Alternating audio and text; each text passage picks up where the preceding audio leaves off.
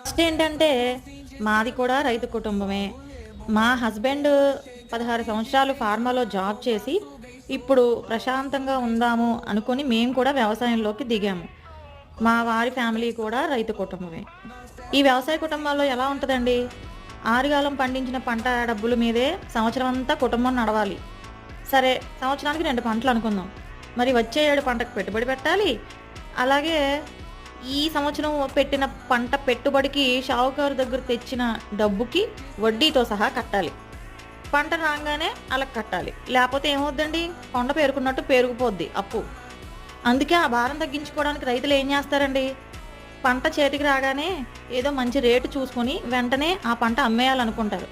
ఎందుకంటే ఎక్కువ రేటు కోసం ఎదురు చూస్తే రేటు తగ్గిపోవచ్చు, ఓ పక్కన వడ్డీ పెరిగిపోతా ఉంటుంది, అసలు పెట్టుబడి కూడా రాకపోవచ్చు. ఈలోపు ఆ పంట అంతా పాడైపోవచ్చు. అవునా కదా?